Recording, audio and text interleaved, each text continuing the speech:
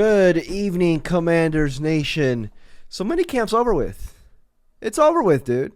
And there were a couple of players who stood out from the rest of the pack. A couple of winners, a couple of losers. But I'm gonna hone in on the winners in this video. Granted, it's just minicamp, so you don't want to put like a lot of weight on this, but we need content. We need content. So in this video, I'm going to go over a couple of articles that just came out today regarding the minicamp winners. So if you enjoyed this video, please like and subscribe. I would truly appreciate it. So basically, the Commanders website came out today, written by Zach Selby, and they stated that the first winner, Luke McCaffrey. Luke McCaffrey, dude. Listen, I've always been a big fan of Luke, and I feel like people just, they didn't write him off, but with the drafting of Jalen Lane, they're just like, oh, Luke, we'll see what he does. No, dude, Luke was a quarterback in college. He turned into a wide receiver, has like 3 years of wide receiver experience. He was raw. He was raw. He needed a year. This is kind of like his redshirt year last year, even though he actually was, he was producing, and he was kind of like, to be honest with you, whenever I saw him, he was open. He was open. But yeah, man, I'm happy to see that Luke is now progressing over to the next year, man. With the hiring of Wes Welker. But Zach Selby said this, that, there was never any question about McCaffrey's work ethic or determination last year, but it was clear that he needed more time to develop. Obviously, develop as a more polished NFL wide receiver. Former third-round pick. Head coach Dan Quinn praised our boy Luke and said that for the attention to detail he has showed in his route running, and that he showed that all throughout the OTAs and minicamp. One of the best moments came when he was able to shake off Marshon Lattimore, on a 7-on-7 drills to get open for a decent gain. He also made a decent sideline catch against Tyler Owens, providing tight coverage, and scored a touchdown on a catch and run later on that day. Obviously, McCaffrey's going to compete with Jalen Lane for the starting slot. We'll see where it takes him. Dude. I feel like they're like two opposite type players. McCaffrey's more of the slot, intermediate, medium passes. Jalen Lane's the explosive player. Even though Luke is fast. Dude. 4.46 40 time. Jalen Lane blows him out. 4.3 4.40. Deep punt returner, more of a deep threat. But I'm excited with the wide receiver room, man. We upgraded big time. I'm really excited for Luke McCaffrey this upcoming year. Second dude that was written down was Mikey Sainristil, Frozone. This also continued on from minicamp. Everybody was raving about Frozone in the minicamp, but they're saying here that he stepped up as obviously last year he stepped up as a perimeter corner, boundary corner, when Benjamin St. Juste was holding us all hostage for a bit, and we let him go. We said, fuck St. Juste. And now we got Sainristil. We drafted Trey Amos, and from what it looks like, Trey Amos is going to be, we don't know yet. It's just OTAs and minicamp. We'll see if Trey Amos translates that over to training camp, preseason. But if I'm a betting man, and I'm not because I have a addictive personality, I feel like it's going to be Trey Amos on the boundary opposite of Marshon Lattimore. But, they're saying on the first day of minicamp, Sainristil matched up against Deebo Samuel on a 2-minute drill and had a pass breakup near the goal line, knocking the ball away from before Samuel could get it into his hands. It looks like Sainristil will remain as a slot, they're saying, but it's still unclear as to where he'll line up during the 2025 season. Quinn said recently that Sainristil had a remarkable year last year, and the staff expects more from him this upcoming year. I feel like, even if you play slot, I feel like Sainristil is going to play some out in the boundary as well, depending on matchups. I always say this about Sainristil. He reminds me of Antoine Winfield. Put him in a slot, put him on the boundary as well, depending on the matchup, depending on who you're playing. I want Sainristil out on the field as much as possible. Granted, if he's slot, he's going to play 85% of the snaps, 83% like Deacon was last year. But I want 100%. Because it's Frozone. He's one of our best players on defense.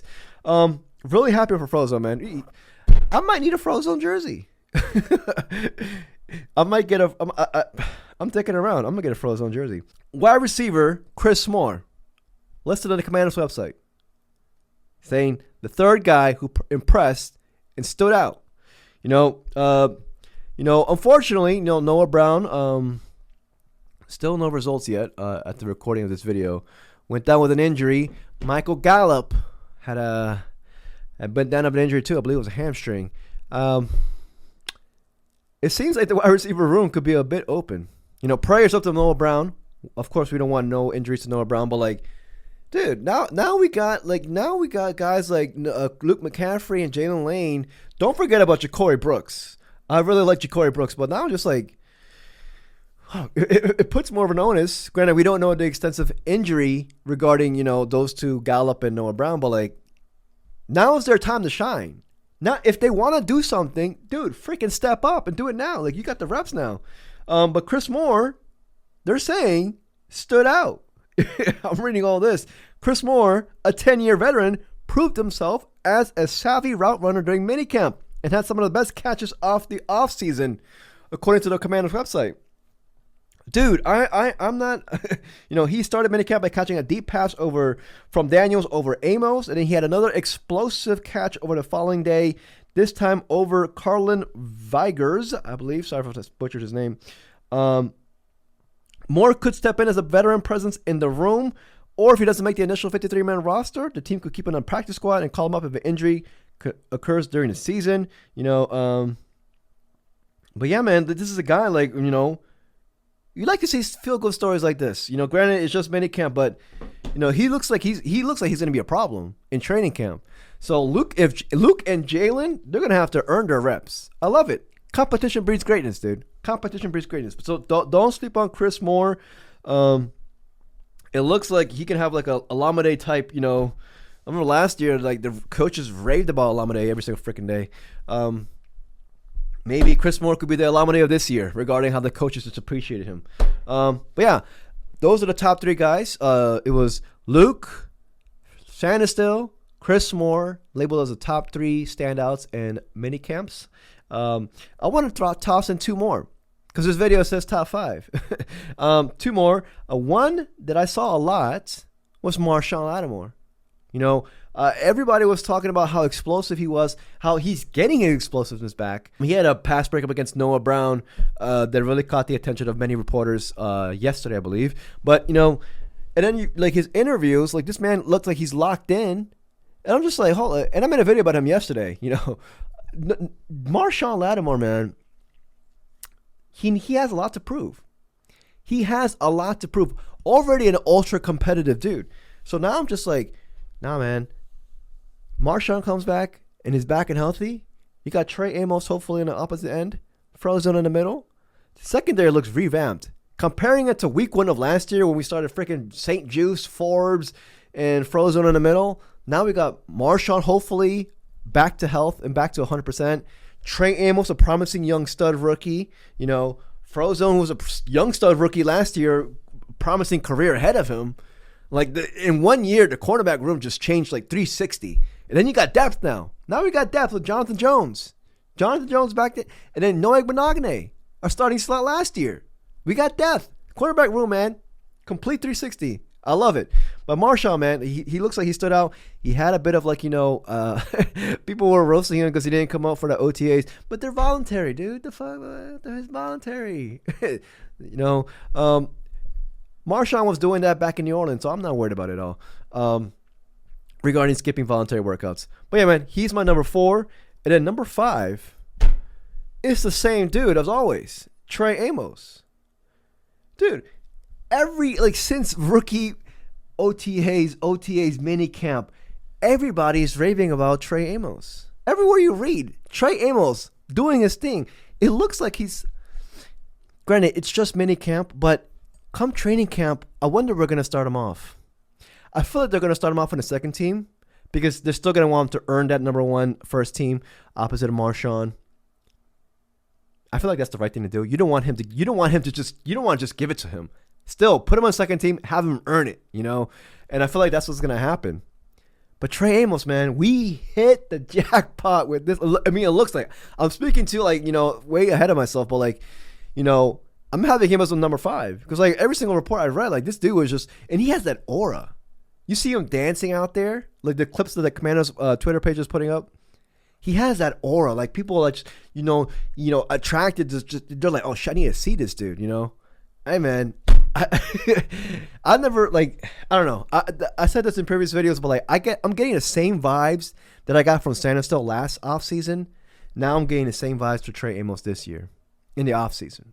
So we'll see where it takes us. But like he is up and running right now, and I really like it. A couple honorable mentions. Krosky Merritt, aka Bill.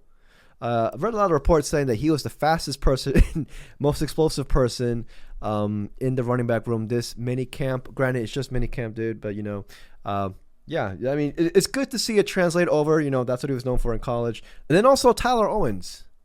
Don't sleep on Tyler Owens. Don't sleep on Tyler Owens. I've read multiple reports saying that he also was just like, he looks like he's making a jump. And, I mean, the explosiveness was already there. This man, runs reportedly in the 4.3s, but like, this is a guy where I'm just like, no, he's competing with Will Harris, I'm assuming, for starting strong safety to replace Jeremy Chin. Don't sleep on freaking Tyler Owens. I'm rooting for Tyler, honestly. Granted, I like Will Harris, but, hey, man, so I'm going to go with that 5. I mean, reportedly, the first 3 came from the Commander's website regarding Luke, Sainristil, Chris Moore, and then other 2 who I found from other websites and honestly all over Twitter, Marshon and freaking Trey Amos. Honorable mentions, like I said, Krosky Merritt and Tyler Owens. But yeah, man, let me know what you guys think. Football's near. 1 more month, dude. 1 more month and we're there. But yeah, if you enjoyed this video, please like and subscribe. I truly appreciate it. Till next video. Peace, y'all.